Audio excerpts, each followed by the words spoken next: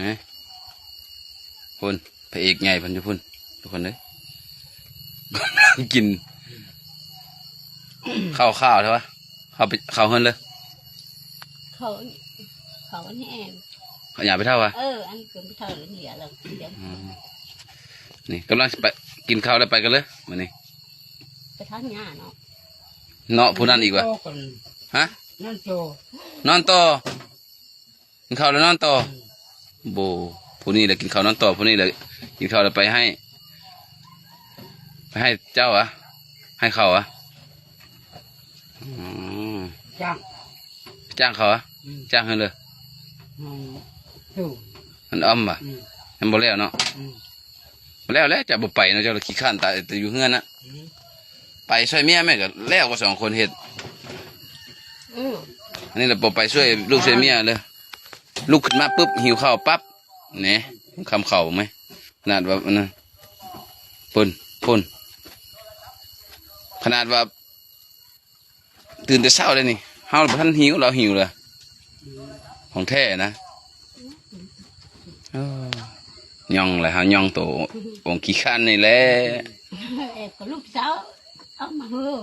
ลูกสาวเอามาแต่พุ่นนะเอามาแต่บางเพียงนะอ๋อหั่นตาลตาลเองแอมหั่นตาลแหละก็ขึ้นเพราะว่าสมูตาลนะก็บ้างตาลสักอย่างเกิดก้อนจะติดเติมจริงเติมแอมหั่นตาลหรืออุ่นเดิมหั่นตาลหรืออุ่นเดิมไปลูกสาวกกแล้วนี่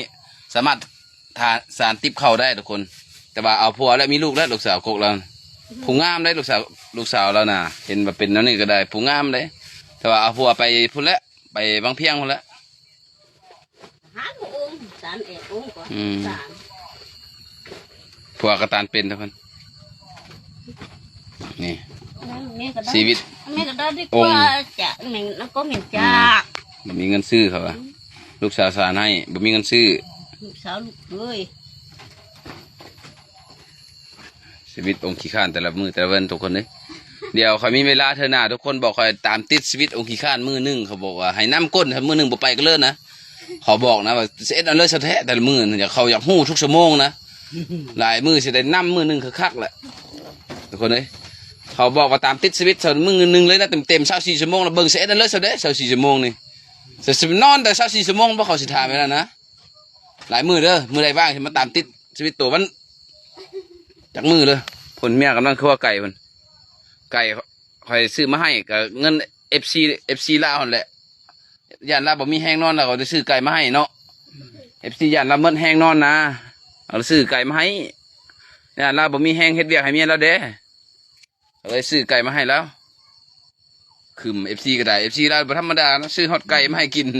ย่านบ่มีแห้งเซิง